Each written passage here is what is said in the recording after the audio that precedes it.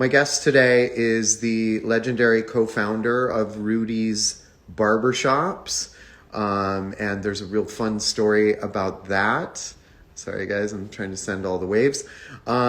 He's an entrepreneur across many channels and industries, a product developer, and a pretty badass hairdresser too, because I know a lot of you are thinking, is he just a businessman? He's actually one of us. He's a stylist as well.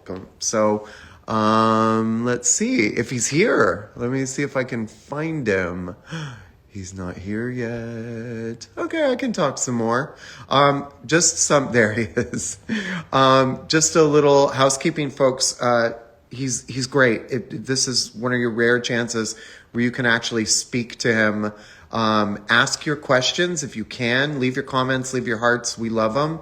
But if you don't mind popping your questions into the question box that has a little question mark there, I would absolutely love to get those there and to get all your questions asked, because who cares about my questions?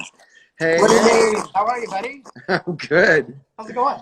You do have another wardrobe change. This is awesome.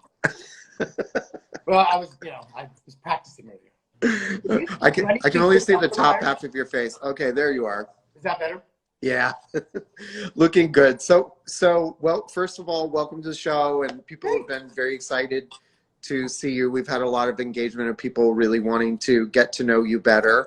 So I thought we would start how I usually like to start, which is I'm always curious what people were like when they were younger. We don't have to go like baby, but what was a teenage David Peterson like? And oh, by the way, a toast. We share a beverage. This is Aperol Spritz. Oh wait, yours isn't Aperol Spritz. No, it's just I didn't put enough Aperol in it. I okay. Really quick and I just doused it. That's a cup of champagne. Cheers. Oh, you're talking about the size of it. Oh yeah. I usually drink about a pint glasses actually, because when you're in a restaurant, spritzes go pretty quick. Yeah, they do. John Dory, which is a restaurant in New York that I go to a lot. With a girlfriend of mine that I happen to drink a lot of spritzes with, you just get them in pint glasses. They last longer. So I'm a fan. And that is a big cup I have, so I'm doing good. So tell us, what were you like as a teenager? I don't know if you want to know. I grew up like in the 60s, right? Late 60s, kind of early 70s in Vancouver, Washington. Quiet town. Okay. I was probably the only gay kid in my junior high school. So even to figure out what that meant, I had to escape over to Portland, because Portland was at least a little bit of a metropolis, Yeah.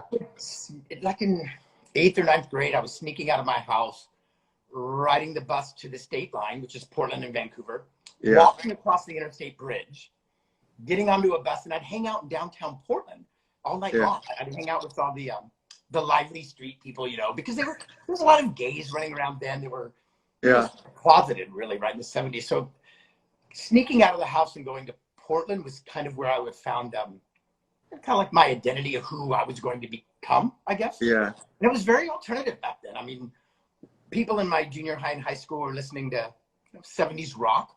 Right. I was listening to Bootsy Collins and the Rubber Band, Rufus Chaka Khan, George Ben. Like I was into the real music. And the 70s disco was my thing. When they were listening to Boston, I was listening to Donna Summers. Yeah. So, I grew up, I was kind of like a lone person at that point, because you don't have a lot of people in your tribe. Yeah. So I wasn't normal. I didn't have a lot of friends that I could identify with growing up, really. Yeah. Okay. So I mean, you've always been, every time I see you, you have like the coolest sneaker on. You've always got, you're always exactly just a little bit ahead of that trend. So that makes sense that you were in such a hippie kind of community and figuring it all out. So what, and by the way, so we got the music, you were into the disco or the rock? I was into disco. I remember at my high school graduation, everybody could wear, you wore something underneath your cape back then that had really identified who you were, because that day in capes, everybody was a black cape, right? Right. So everybody underneath it was, they'd go all out and put on like a rock t-shirt or, something. Yeah. I was in complete disco attire. Like I had on they used to make these really long belts you'd wrap around a few times, and I had on really high cinch-waisted balloon like parachute pants, and it was in '79, right? And so Yeah. Just even at that point to make, my identity, I guess I kind of forgot what the question was, but yeah. What was the question? Yeah. What was your style, your vibe? Oh, my style was always it was always kind of one. And music. That kind of stuff, I was pushing the envelope at an early age, but it got me into looking at the alternative of dressing, I guess, which is what things are like pushed out to the masses, yeah. I guess. Yeah. So tell me this, how did you get into this crazy business? You're a hairdresser. I don't know if people know that. Tell us about your entry into hairdressing, because it was hardcore. So it wasn't anything that I looked to do. I didn't grow up thinking I wasn't playing with my sister's rollers. It wasn't about that. I was just expressing who I was. Right. And I early on, like about 17 or 18 years old, my job, I was an answering service operator. So I worked at answering services, answering for businesses after hours and on weekends. Then my big break was at about 19 or 20. I got a job at the phone company. So for 4 years, when the Bell system was transferring over from the local Bell systems to AT&T, I was an ILO operator. So really? for 4 years, I sat on cord boards like, operator, your billing, please. And I literally took calls. And I have to tell you that the operators are the most colorful group of people, because they're literally those people that can't get jobs in the outside world back then, right? Now, okay. Anywhere. And I think after about 4 years, I had to do something else. I had to make a change in my living situation and everything at the time. A friend of mine was going to beauty school, and he had brought home like a beauty school kit. The ones that you get on your first day that are packed with horrible barrettes and really junk. Yeah. It all has to be replaced. But he brought home a kit, and I was going through it, and I thought, I want to do this. I want to do it. I called my grandmother up at the time, and I needed like $3,000, right? Yeah, that's a lot of money then. Back then. And she gave it to me. And I went to beauty school, and I still didn't really think that, I liked it, but it wasn't really clicking with me. Yeah. The thing was that after beauty school, I had the opportunity. I went and applied at this place called Studio 904 here in Seattle. It doesn't exist anymore, but it was a really beautiful small salon. Yeah. And I was fortunate enough to get hired by a woman named Kay Hirai. Uh-huh. And that's, I think, where not only did I learn about hair and what we had to do to service a client, but I learned about all of the things that I never learned growing up about how to be successful and how to do the right thing and how to treat people, how to treat yourself, most importantly. Because if all of that stuff is in play properly, then everything else works, right? So I had a 6-year apprenticeship program with her. And in that 6 years, you learn not only every aspect of the business, but all aspects of customer service. You kind of get this culture inbred in you that your job is to take care of the client. It is to service them. And it's not a thought, it's nature, right? Yeah. And that 6 years was the impact of my life. That's where everything changed. That's where my habits changed. Well, contrary to some people today, but that's where things really took the launch pad. And that was in late 20s to early 30s. So it was like 30, I was 32-ish. Okay. No, yeah, when I was really getting to figure out who I was, what I wanted to do, and all that. But it was that program that really made me who I am today. Disciplined. You said something earlier where you were like, she was the kind of mentor who made you make your bed every morning. And do you know, I just started doing that 2 months ago. I was I am going to make my bed fierce every morning. Every pillow in place. It really kicks your day off, right? I'm completely disheveled, and believe you, over the last 20 years, I've had disheveled experiences. Yeah. You wake up and you don't know what day it is, where you're going. You just know you need to get things done. Right. It wasn't for making my bed every day. It's just kind of like that my launch pad, And I've told employees that for 25 years now. You know, you just have to start your day off that way, or the whole thing falls behind. But that's where I learned. She taught you all of that. You know, it's kind of like wax on, wax off. Yeah. Well, and I'm doing, is it KonMari or MariKon? I'm doing the folding where she helps you organize your closets and you have to hug your clothes, and I'm so into it. It has changed my life, and it helps me to be more organized. So I'm so glad that you went through something similar. So everybody's dying to know many things about you, but I want to know from you, what is the accomplishment in your life that you're most proud of? By the way, I need all your facial moisturizers because I can't believe I'm doing the math now. I'm like, shit, he was 20 in 1979. Like, I'm gonna be 60 years old next year, and well done, man. Like, well done. I just don't know where it goes. You know, when I was young, I thought 60 was old. I mean, I really did. I thought you were like that's where you went to. That's where things started to wind down at. Right. So there's so many things that I'm proud of from God.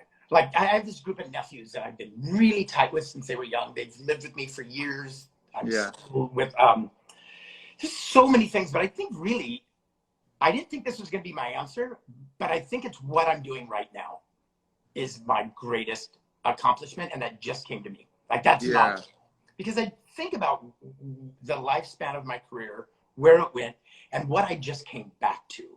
Which it's that complete full circle, but it's kind of like there's some humbling aspects to it. There's all these things, and I think actually that being able to come back and do what I'm doing now is probably what I've been groomed for my whole entire life. You are officially the comeback kid, and I need to point out that Madison Jane, who I love and adore, good to see you, Madison. She says she loves what you said about taking care of people isn't a thought, it's a nature. I also think it's beautiful. Okay, so I'm calling you comeback kid. They're like, what is he talking about? You're like the Charles Schultz, right? Like it's Starbucks. Like things got out of hand. Dad's back. So you sold Rudy's. We went into Rudy's. Like the whole there's that whole conception of when how we started it and what it grew to. But what we found ourselves after 20 years in business, I thought I was getting tired. Yeah, tired was then, and we had an offer to sell, and after 20 years. When you can sell 20 plus locations, not very often do salon owners get, handed a golden ticket. Like here it is.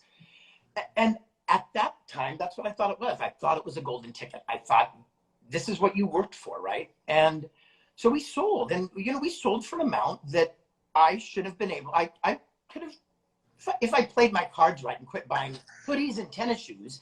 I could probably retire. Well, really, my budget for hoodies is quite extreme. Your hoodie and tenny collection is insane, by the way. So, but I thought that was, I thought that was the ticket, and it turns out that it isn't. Hindsight is plays so much into that, but it's not. Where I'm. What was the question? I might thought. It's Rudy's. So you sold it. You're taking and let's step back because Delbetica had a very good question. How did Rudy's start? So you're saying 20 years ago you went into it. Yeah. How did it begin? So I was at Studio 904, right, for 6 years, and I don't know why she kept me that 6 years, because I was the one that came in late. I was the one that was coming in disheveled clothing. I was the one that I got the concept, but I wasn't her prime student, right? Yeah. After about 6 years, we decided, Wade and I and a friend of ours, Alex, that we wanted to open up a place where people like me could work, where people like us could come and get their hair cut. Because in that time, in the early 90s, it was all Aveda Concept salons. It was Vidal Sassoon salons. It was, everything was proper. And we wanted to shake it up. Seattle was... it was grunge, all of our friends were musicians. Wow. There were people that went out to the clubs every night. We were out in the clubs every night, which is why I was get into disheveled clothing. So we wanted to open up a place, Rudy's. And it was Rudy's Fat Ass Barbershop and Tattoo Parlor when we opened it. We had no rules. There was probably 6 chairs. Wade just did a discussion the other night. We had a happy hour with our employees, right? A virtual one. Yeah. And he was telling the story. And, when you tell a story so many times, it changes a little bit over 20 years. And then you believe your new story, right? Absolutely. Hearing his story for the first time the other night, it was like, oh my God, I remember that you were a waiter and you were buying cans of paint to paint the walls with your tips as we were in cutting hair. Like we rented this space, hung lights, put up chairs and mirrors. Yeah. Then we started collaging the walls with Polaroid pictures. We hired a tattoo artist in the back. You could hear the needle as we were cutting hair. Yeah. So it started with just that. And what happened was people were coming to Seattle back then to become musicians, right? Mm-hmm. A lot of them were coming from Minneapolis. A lot of them were licensed from Aveda, but they were musicians. They were coming to Seattle to launch their music career. They found out about Rudy, so we just kept hiring people. Literally, our interviews were like, well, there's 12 people waiting, so why don't you grab your scissors, sit next to me, and I'll watch you cut hair for a while. That's what it was like. So we started opening, 7 days a week, 12 hours a day. We'd cut until midnight because the clubs were letting out then, and we would just keep cutting. We were having fun, right? There was no rules to it, and I think that's what formed the juice that Rudy was made out of, the concentrate, if you will. Because it wasn't until about 2 years later, we were so busy we had to open up a second shop. Okay. Keep in mind, we were getting shops for $600 a month. We were just throwing in chairs and letting it happen. It wasn't until probably our 3rd or 4th shop that there was a real formula into putting one together, what it needed, how many sinks it needed to how many chairs, and we started really developing what was then our plan to continue. But with growing, we really went from one neighborhood to the next. Because I think a lot about the barbershop aspect of it was a place of community, kind of like-minded people. It wasn't so much the work that we were doing. Yeah. Capitol Hill was all, grunge musicians, long hair, really bright, vivid punk rock colors. And that's only the punk rockers that were getting those colors, right? Right. And then when we moved to the next neighborhood, it was all the houses kind of had gardens in their front yard. They wore Birkenstocks on weekends. They drove used Volvos with I Heart Recycling bumper stickers on them, right? Okay. So the people that came to work in that shop were like-minded people of that culture, right, at the time. So then they would feel very welcome there. The families would come down. They'd bring their kids.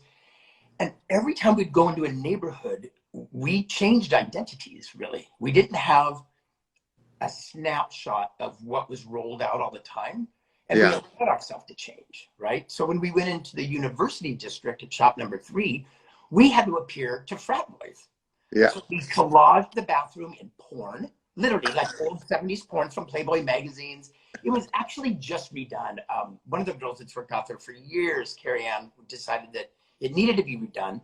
So she took time to go out and find old porn magazines to really replicate it, right? But so each show was different. And when we finally went down in 2000 to open up in LA at the Standard Hotel, all of a sudden we were like the waiting room for a pool for all the hip LA CD. That used to be my Rudys. Yeah, and we had white Toronto floors. Cocktail. And it was in that shop that I started clicking with the retail game, right? And that's where it was like, okay, retail really is another avenue here. Retail is part of the brand. Retail is part of who you are, right? You have partners in retail.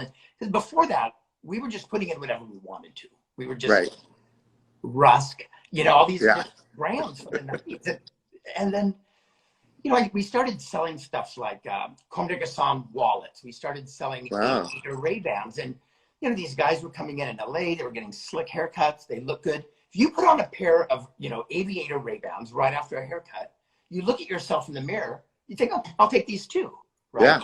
So we started selling things that you wouldn't normally find in a barbershop. Glasses, wallets, boards, art books, stuff. And that's, I think, where we grew again into realizing that there was a whole nother, we had an audience. While they're there, let them shop, right? Yeah. While they're waiting for a haircut. So Rudy's is so the you know, every time we do a store, we almost have different fonts. We have different advertising campaigns because it doesn't stay the same. It's always, life changes. Everybody changes. Your moods change. And we've always remained nimble enough to change any neighborhood or with the times. You know, we weren't our place. We were there for the people kind of and what they wanted at the time. Yeah. And that's what business partners are geniuses at, is figuring out where the trends are going, what's happening, and how we need to present ourselves, you know, with the magazines we read at the place to the music and all of that. So now you sold it, you got your golden ticket, you bought $10 million worth of hoodies and sneakers, and you're back. Yeah. You bought it back. Any big plans for the new?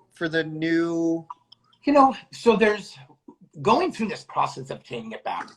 It was something, and you think that you're pretty much going to walk in and take over where you left off. Yeah. It wasn't the case. I mean, the day that we, you know, won in court, I don't know if everybody knows what happens, but Rudys, after 6 years ago, we sold it to a VC group. They took what they thought was our winning as what they wanted to brand, and they put it in a box, and they just started replicating it everywhere.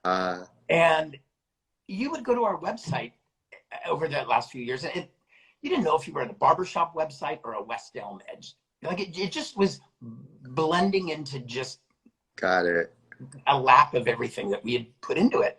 So when they went bankrupt, that's what we went back into, you know. And not only we thought, oh, we can fix the website, we can do this and we can do that, but the whole culture was then different, right? Yeah. We had a completely different culture in the way, in our patterns, and in every aspect of the business. So going back into it hasn't been easy. It's been just a lot of work, and we're still doing it. You know, you're going to be working for a while, I'm sure. Lacey is saying it's the art of selling cool, and Alicia, hi. But you really were selling cool, and it sounds like if it got too homogenized, you know, I think when I went in there, I left feeling hipper, right? Like I just, because you were listening to good music, and you were almost back then we didn't have Shazam. You couldn't figure out what they were playing. You had to go up and ask that desk, what's that music? But you know, it was important for us to bring in people to introduce them to new things, to introduce them to new magazines, to introduce them to new music, to new bands. And we had a lot of people that worked at Rudy's that were really into music, so that was changing all the time. You know, it was never anything that was pre-recorded. Yeah. And what I liked about what you did was so many salons, and I'm sorry if there's a super fancy salon that does this, but so many salons were just sort of intimidating when I walked in. And, you know, I'm in the industry, like, and you would feel like, hello, why are you bothering me? He's running behind. Like but yours was like, you know, I'm there, great music's playing, I can grab a book. You like a glass of scotch. It was like a truly masculine hip experience, you know, that we didn't really have a place to go, right? And I know the salons are much more mixed these days, but in the 90s, in the 2000s, we didn't really have a good spot to go. We had Grandpa's Barber or we had Mom's Salon. And where would you go if you, in your life back then, if you wanted to experience something new? And it doesn't, I'm not talking like any type of a salon, but where would you go out to feel like you're going out? You'd go to clubs, right? You'd go drink at a bar with your friends or something. Right. That's what we wanted Rudy's to be. Yeah. So we didn't take appointments. So when somebody walked into the door, everybody said hello. Yeah. If somebody brought up a conversation 3 chairs down, everybody got into that conversation. Like, you know, it was a group, and we were just providing a service like a bartender would to a string of people. Yeah. And I think that was able to happen because of that. I think when you appointments, which are great, they keep everybody timed and the clients know what to do with their day. But that brings people into your space and your time, which is where, like, you just set a point, like, this is my space. Hold on, I'll get to you in a minute. because Yeah. it's that person's space. And that's where that's what made it different. That's what made it. It felt warm and welcoming and a little Going in and bit hanging out. naughty, and I loved it. So And I'm glad you're people back. didn't mind waiting 2 hours either. You know, they would No. wait 2 hours for their haircut. No, I'd have a good buzz by then. No, you know. So tell me this. So you left for a bit. You went into, we know you from Luxury Brand Partners and so forth. What is it like to go from creating things across businesses and really being an entrepreneur since your, late 20s to going to work for somebody else? What is that like? Well, when you're doing your own thing, and keep in mind, our own thing was not structured.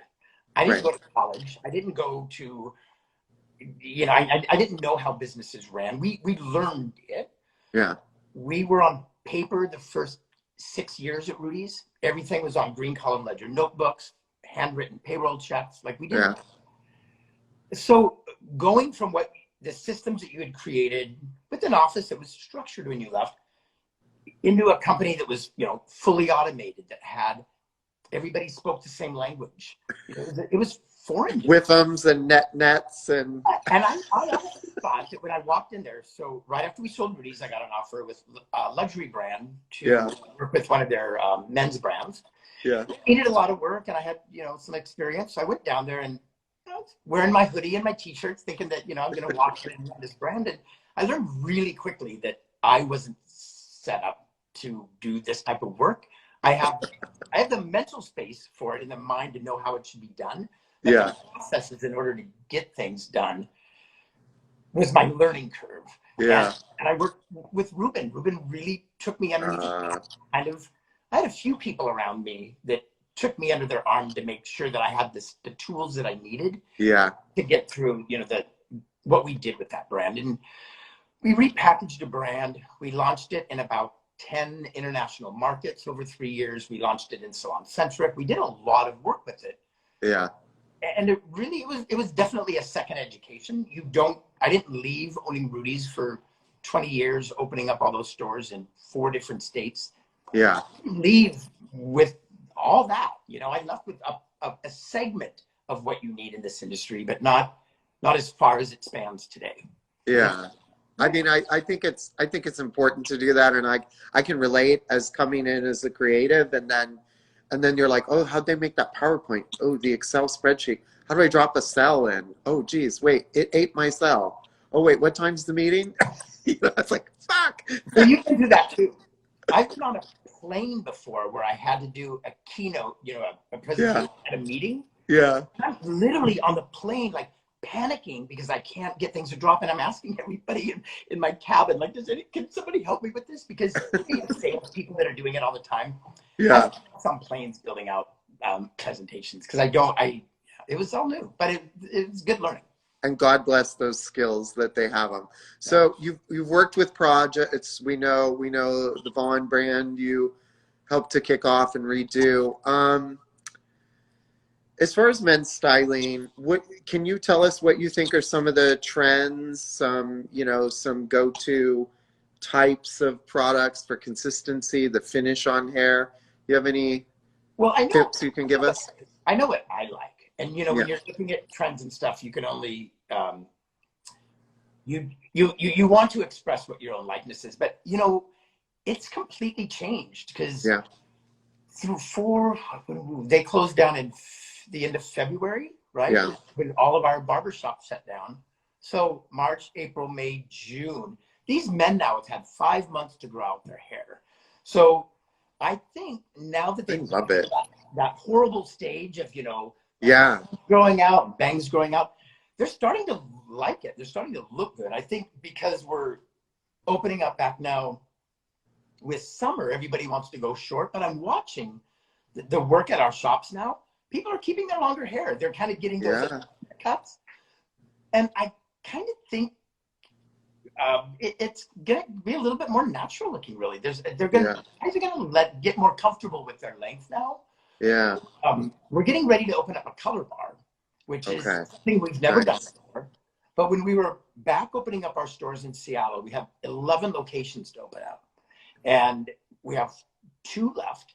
And one of them we've decided, because we're not doing color in all of our locations, that we're going to do all the color to one place. So we're developing what we want our forecast of color to be. So we have people working on a like-minded, platform. Yeah. What we've kind of reached with it is that we want color to be livable, because we don't know when we're going to get shut down again. We don't know how the kind of occupancy that we can create in there. People may have to go longer now. Yeah. Their color services, if the hairdresser has to spread them out to like 12 weeks instead of 6. Right. So I think we're, as Rudy's with hair and color, we want to make things last. So more blended coloring rather than permanent lines of demarcation, because if you shut down again, your person's going to be going through roots again. So we want things to just be simple, easier, casual, carefree, if that's any kind of a... Yeah. Does that make sense, really? With it totally makes sense. And I'm living the longer thing, so I've been very much a fade. And it was funny, I was looking at footage from shoots and stuff of 2006, and all the guys had a very kind of square chop and very defined line in the back. There were round, there were square. It wasn't as faded. Now, if you look at just about every guy, or if you did in March, everyone had the fade at the bottom at the least, right? Yeah. No more lines. But what I'm finding is if you let it grow in a little bit, like I've even done, instead of having to color my hair every single week, which is what I was doing, I can now go a month. Yeah. Because it's blended in there, and I'm not, so I think there's something to that. And I love that you're saying that the hair is getting longer. I think there's nothing more gorgeous on a guy than when they've got a little angelic texture to it, a little wave, and just a really pretty cut, that moves and you can brush it. So I'm glad to see it come back. It's funny because I think one of the biggest misconceptions about Rudy's is we have about a 60-40 ratio between men and women. Okay. 65-35. We do a lot of women, and we do a lot of color. So when I was talking about the color bar being more, blended highlights, simpler colors, it's for women. Okay. Our color bar, I'm guessing maybe 20% men with blended gray, but it's going to be women. It's going to be highlights, balayages, color, and they're all going to be coming in now with corrective color work because they've had months of no color. So we want to make it simpler for them. But nice. We do a lot of women. It's surprising. Yeah, I do remember seeing a lot of women in there, and I think you were one of the first to really start charging based on length as opposed to you're a man or you're a woman. We want to simplify it a little bit. Either it's long or it's short. Yeah, it's either contained up here or it's contained down there. And over the years, with the group had come in, and they were trying to put all this stuff in little boxes. Yeah. How company, larger corporate, and I think it didn't work with us. So sometimes they squeeze the cool out of it. So speaking of cool, I know you've gotten to see the world. And I know because you've traveled with my good friend Colleen to some of these places. You're the epitome of casual luxury. What are 3 items that a modern man needs when he travels? And you can be bougie. We can dream. And no. So it's kind of laid out in segments, right? The first, shoes. Okay. If I'm going to travel, if I'm going to be 2 weeks and I'm going to be, let's say, Portugal and Spain, right? Some nice dinners, all the way from nice dinners to hiking. Yeah. My shoe choice would be a pair of, nice, an Adidas, like a track shoe that's clean, not your beat up ones, but I have clean for that trip. So you can wear them, something casual. And then one of my favorite go-tos is Common Projects, which is a nice Italian tennis shoe that you can wear with slacks or you can wear with shorts. Oh, so Common Projects? They're beautiful. And then I always take a pair of, for plane travel, I always take a pair of really beautiful, like a basketball high top. Yeah. Kind of like a Nike style basketball shoe. Okay. But just a simple pair of nice, clean Italian sneakers, and then a pair of track shoes, because you can go from sweats to Bermuda shorts to a suit in those 2 pairs of shoes. Jackets and hoodies, I always take one light, like a cover, like a windbreaker. Yeah. Then always just a solid, new, crisp black hoodie. Okay. And then a lighter colored hoodie.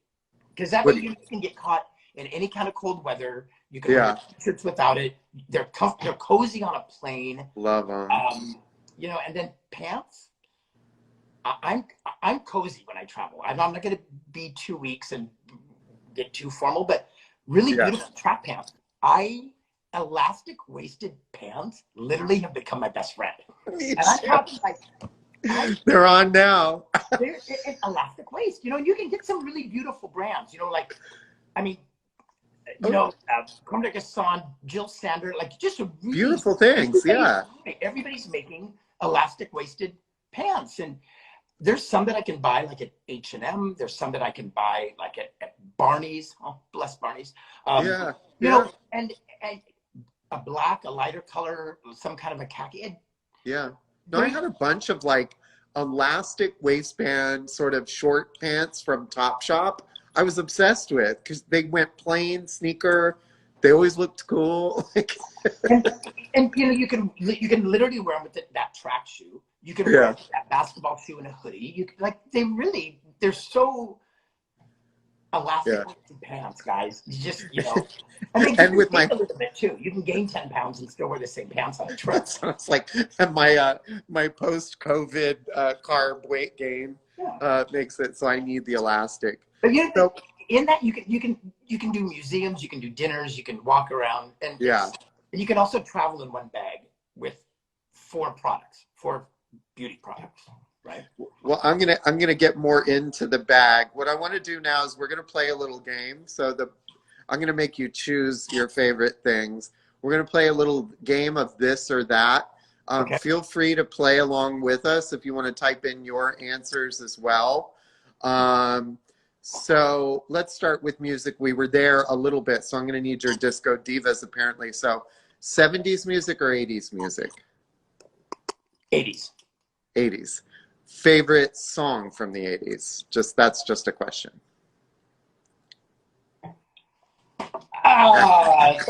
MacArthur Park. MacArthur Park, okay. Mine's Tainted Love. Soft Cell. Well, it always gets me going. I had to eat it too in the 80s. So. Fades or tapered? Taper. Art festivals or music festivals? Music festivals. Phone calls or text? Text. Punk or pop? Pop. Pedicure or toenail clippers? Oh, pedicure. Right. I'm missing them. Netflix or movie theater? Netflix. Scripted or reality? Reality. Miami or LA? Oh, man. I'm an evil bitch. You know what? Ooh, I'm sitting right here. I would have always said LA. Always would have said LA. I'll say LA. I mean, I love Miami. You know what? It's Miami. It really is Miami. I didn't think I was that guy, but I am. Hey, I mean, I recently learned they don't have any state tax, so I might be looking at a place. You know, I've only been out of Florida for 2 months after 6 years. Yeah. I'm getting a little homesick. I miss it. I really do. I'm not mad at it. Don't worry. Red wine or white wine? White. Dress up or dress down? Dress casual. Dress casual. Yeah. Good one. Bags or shoes? What'd you say? Bags or shoes? Shoes. Shoes. Because you only need 2 bags, you need 100 shoes. If you got the 2 right bags. If you have the 2 right bags, Do you know I have like 6 bags and I just keep grabbing the same one, and I think that, and they were my luxury splurges, but such a waste of money. The one you grab, is it always black? Yeah, and it's always black. That was a luxury splurge, or the ones Yeah. that you don't grab were luxury splurges? They're all Gucci, they're all Prada, they're all Saint Laurent. Like, but I grab my Saint Laurent backpack every single day, everywhere I go. It's my life. The best purchase I made when I started traveling, when I was traveling every week, was Yeah. my Rowena aluminum 4-poster spinning suitcase. I Love. took a black, really beautiful, 30 years old. I have a black Louis Vuitton leather bag. Yeah. And I have my backpack. That's all you need. Hoodie and tennis shoes and my bag. And headphones now. Big Bose headphones. That's all you need. Hey, makeup girl. Thanks for joining us. Okay, so facials or fillers? Fillers. I would have swore you were going to say facials. Facials I am myself. Fillers I hate. So. Trains or planes? Planes. Heart or mind? Heart. Mohawk or mullet? Mullet. Drive or Uber? Drive. Hot tub or hot springs? Hot springs. Denim or khaki? Denim. Swimming in the ocean or cocktail by the pool? How about a cocktail by the pool on the ocean? Deal. Wow, a pool on the ocean. I like it. Right on it. Beard or clean shaven? Beard. Riches or experiences? Experiences. For sure, right? And we always end with a diva, Donna Summer or Madonna? Madonna. Right? She's a badass. Almost every continent, literally. There's people out there knowing these stories. Yeah. David, I want to thank you so much. Do you have any final words for our wonderful viewers today? And I know thousands will watch this in the coming days. One thing is, as we move forward out of this whole thing, I think we all have to stay close, because I think a lot of us are going to have really great stories to share. And remaining nimble enough that if things to be ready to change and to switch, if that's what you need to do, if you go back into it thinking that it's going to be the exact same way and what we're doing with the right practices, it could be some trouble for us. So I think we need to just be open and accept it as a challenge and a thing that we want to do instead of fall victim to it. And it's because there's stories every day and they're great, and there's some sad ones, and I want us all to come out of this alive, And Velvetica, Rudy's is a Seattle institution, and it's great to have it back in the right hands. And I can't think of a better way to end the show today than to say that. I anticipate Starbucks greatness here. So thank you so much for joining us today, Thanks. David. Okay. Thank you everyone for watching, and we'll see you soon. I'd love to do this again. Right. Thanks so much. Bye. Take care. Bye.